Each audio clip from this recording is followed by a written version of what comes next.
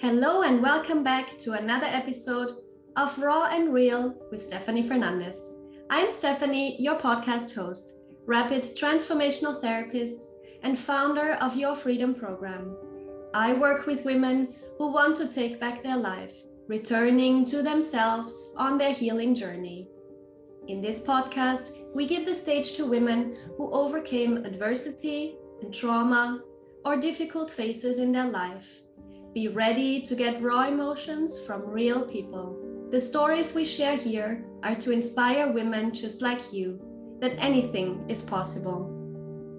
In today's episode, we will be talking about growing up with a mother who suffered from mental illness. It has been long suggested that negative events in childhood may be associated with poor mental health throughout the life course.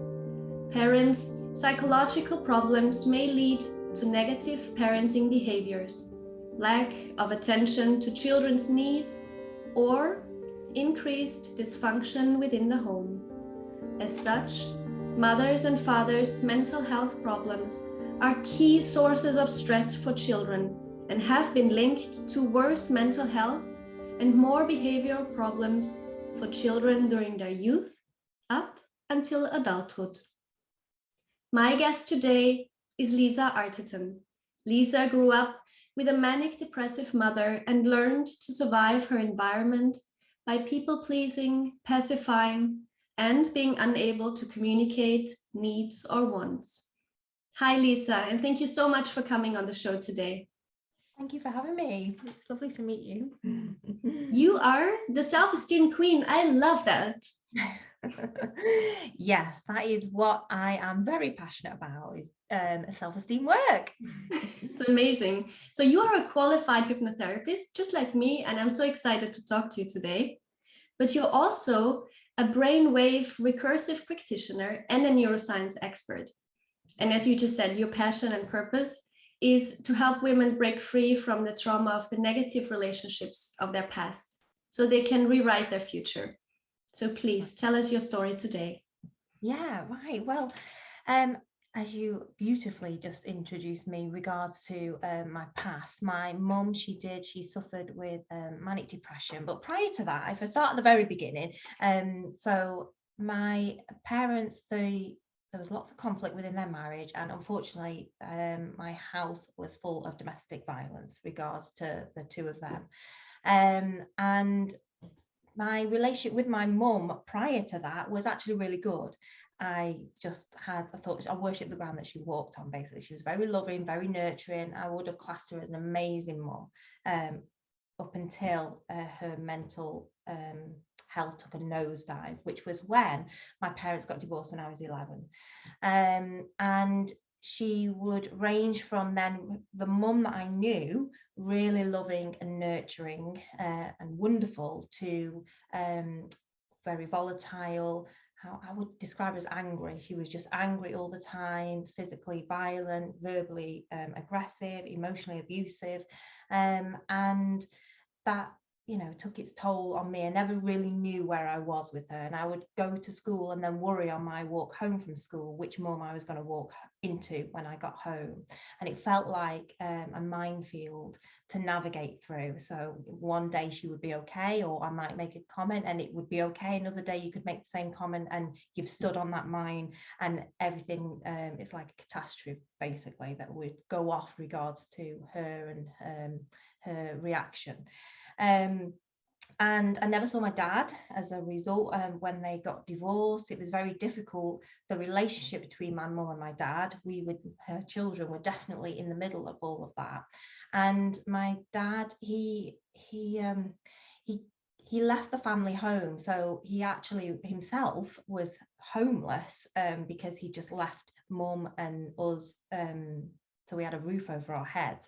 So for a short time, he was essentially homeless, and he used to come and visit us on a Sunday and bring sweets to come and try and keep that contact going. But it was it was horrible actually, because I hate, if it was cold, I would worry that he was cold out in the rain while we stood in the porchway, and I would just worry about him the whole time. Then when you would come in, my mum would be so angry, it actually became easier not to go to the door and see my dad, because what you were then coming into was not worth it, if that makes sense. It became easier to pacify and people please mum in that environment, and that's what happened basically. And so then I never really saw my dad until I was 16, and then my mum threw me out, and I went to go and live with my dad, and unfortunately a few months in, my dad attacked me, grabbed me by the throat. So then I had to leave, and I was essentially homeless then.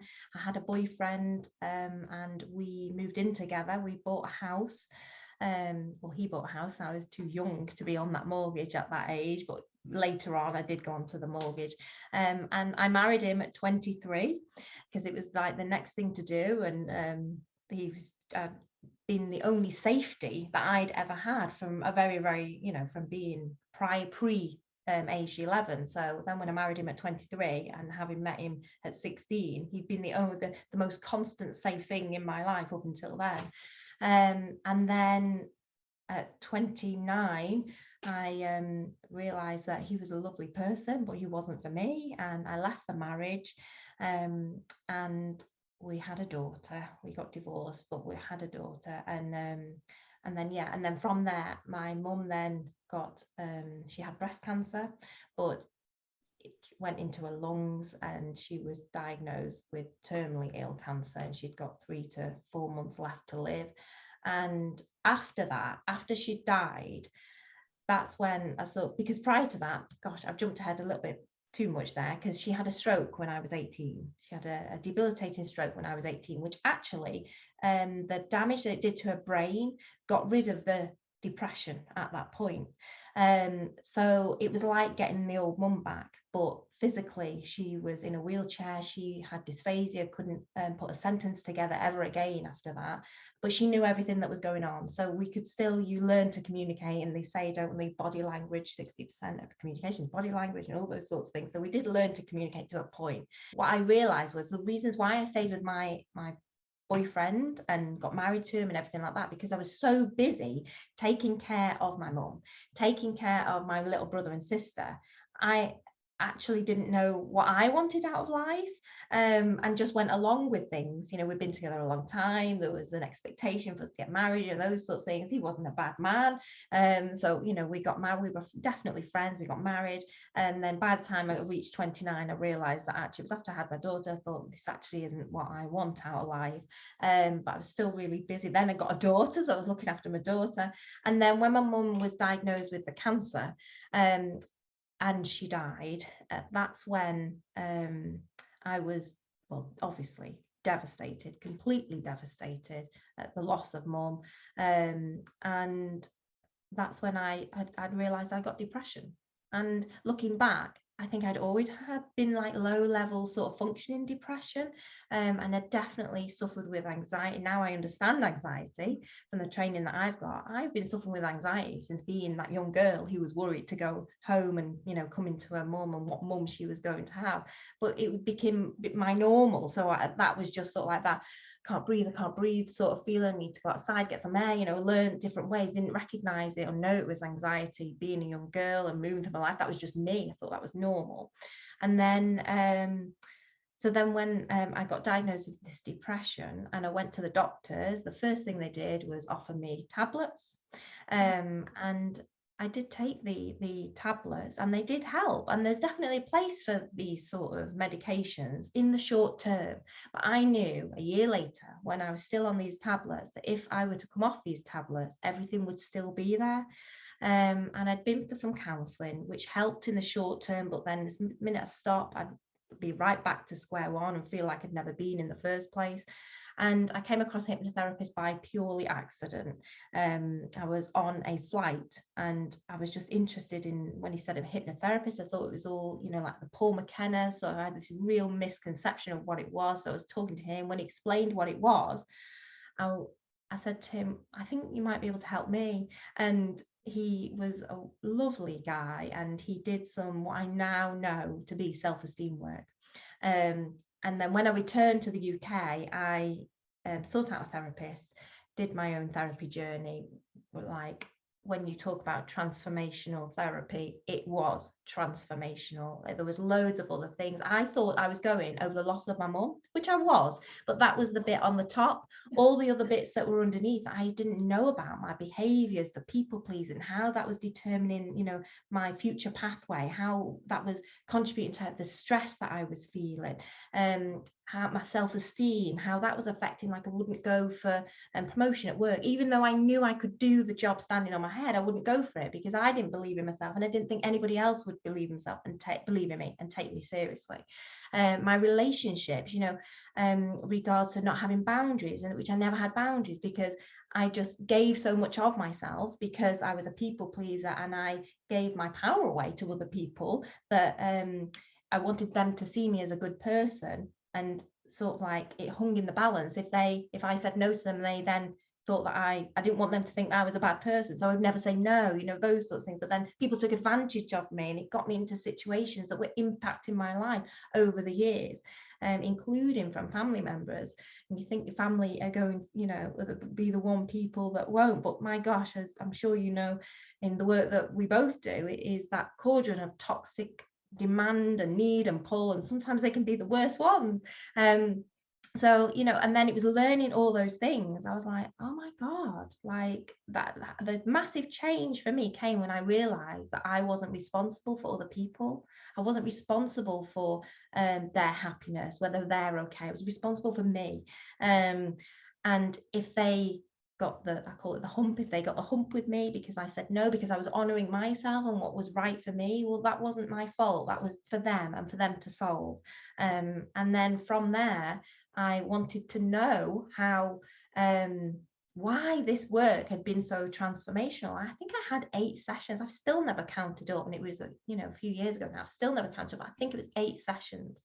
And I'd had more than that in counselling, but the change that had come from the hypnotherapy was just phenomenal.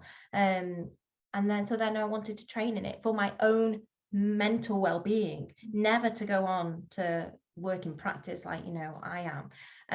But it just snowballed from there. I helped one person on Facebook who was a friend of my husband's. She asked, would I just help her? She was in a really bad place. So I was just like, yeah, fine, let's just do some work. I can put into practice what I've learned.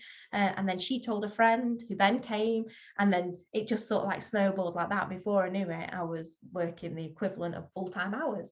And then I found my niche and who I wanted to work with, and that's where my life has gone. But the other side to that I definitely want to mention is that generational breaking of the cycle.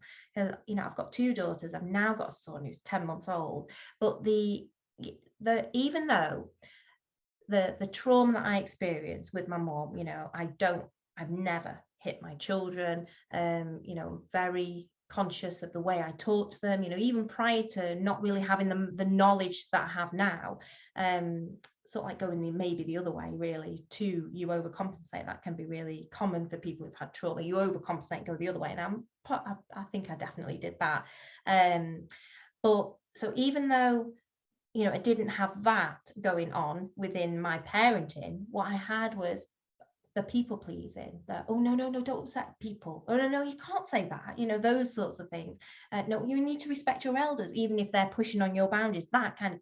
So, and that would impact their life moving forward and bring in sort of I'm going to call it drama, because that's what it was for me. It was drama because I had no boundaries. So, you know, those sorts of things. So that would have impacted them. So in terms of breaking the cycle generationally, to teach them, well, that's not okay with you. Well, that's okay. You stand by that now, as opposed to, oh, no. You know, we need to pacify. We need to make sure everybody's okay. No, you can't say that, you know, even if you feel that. So that's the other massive thing that's come out of this. Yes, I went for me. Yes, I went for my own well-being. But the ripple in the pond effect is I've broken that cycle with my own children. And that feeds into their self-esteem and their self-worth, and that they can be free and go and be who they want to be, because they will be accepted. And those who don't accept them, well, then maybe they're not right for them anyway. And I'm going to be quiet now because I've realized I've talked a lot. I love that. I love how you came from your own adversity and trauma to so much awareness, and now helping women to, you know, have a a better life, a more stable life, a happier life. Yeah. And as a mother, I mean, I see it every day. I have a 5-year-old and a 3-year-old.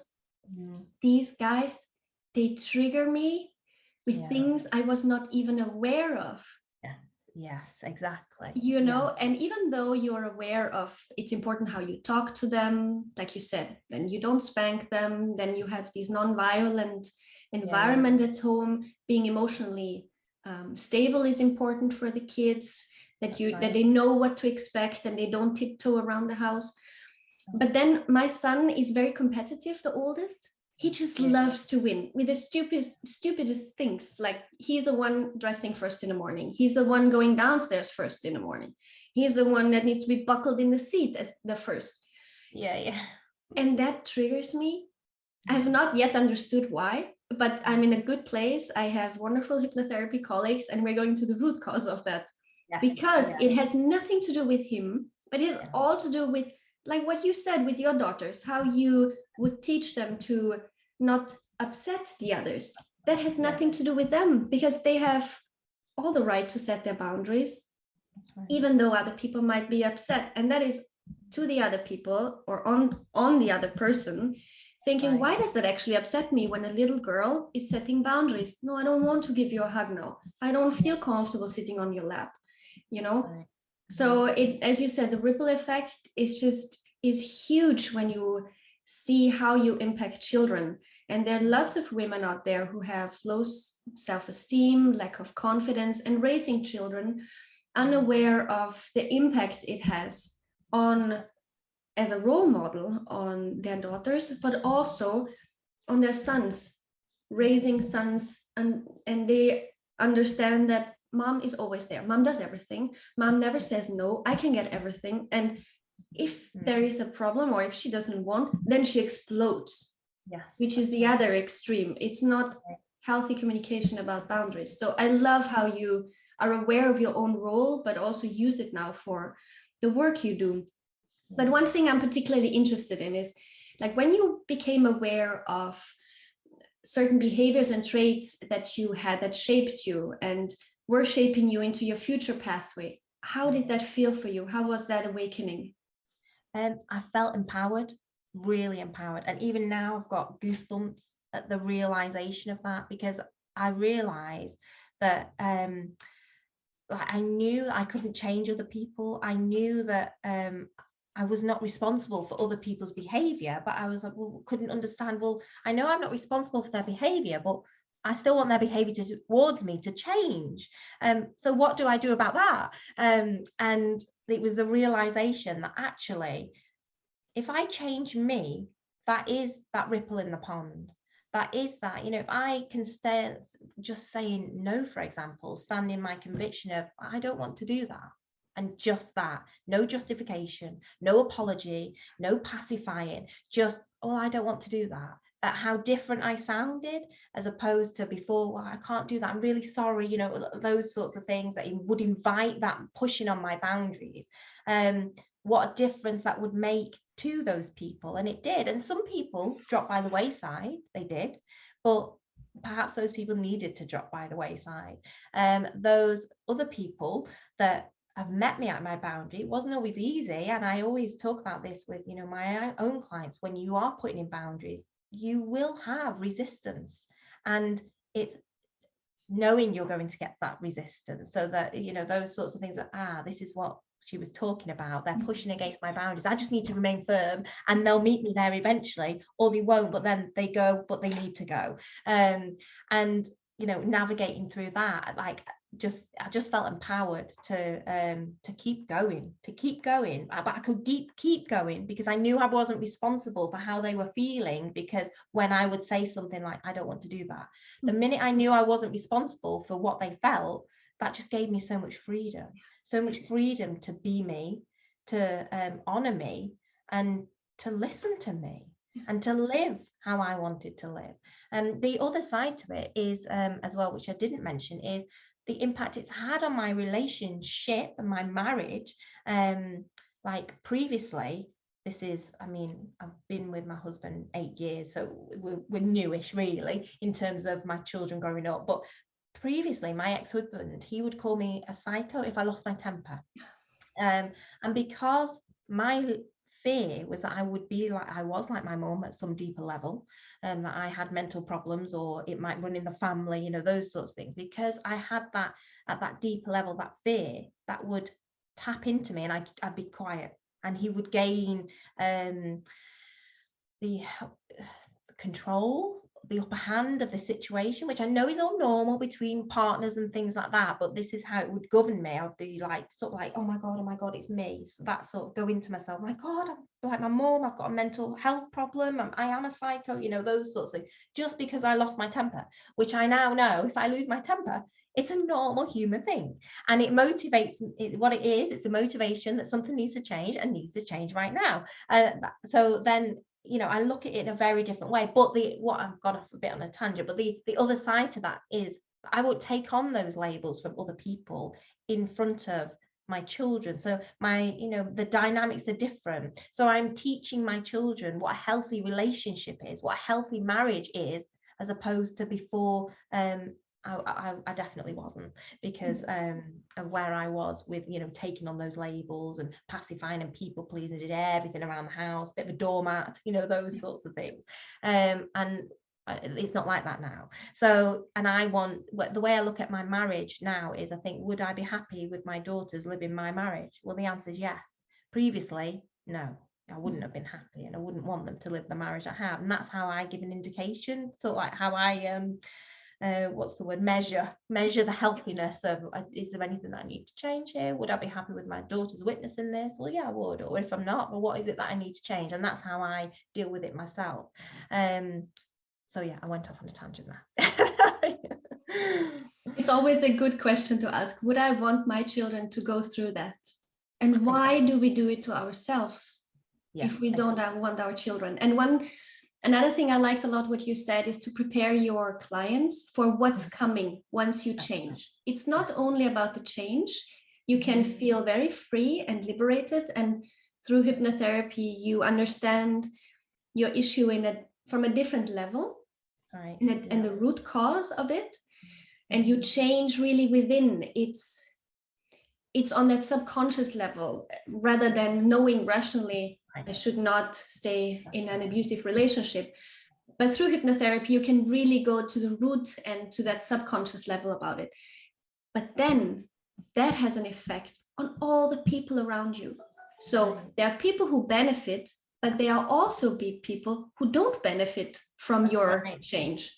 And then when you are prepared, I love that you prepare your clients for that.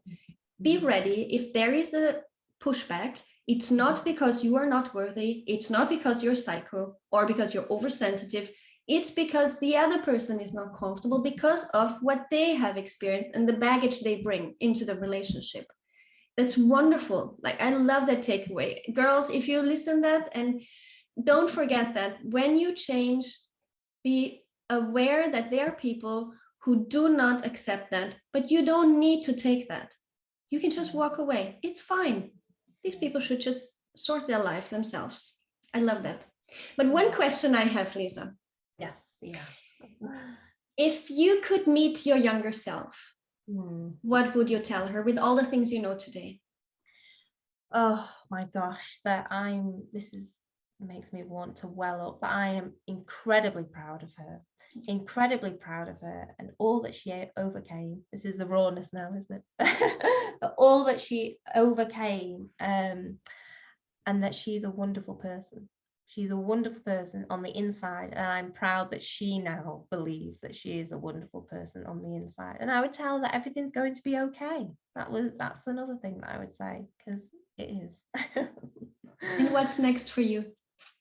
What next for me is to take my mission bigger, and help more women on that bigger scale, basically. So it's, you know, it's quite a big mission, but I do want to reduce the proportion, literally the proportion of women who were like me, living like a people pleaser, a doormat with no boundaries, and I want to help them to break free of the trauma of the past relationship, the negative relationships from their past, so that they can rewrite their whole future, and cycle break for themselves, but for the generations to come as well, just like I did. So that is what's next for me.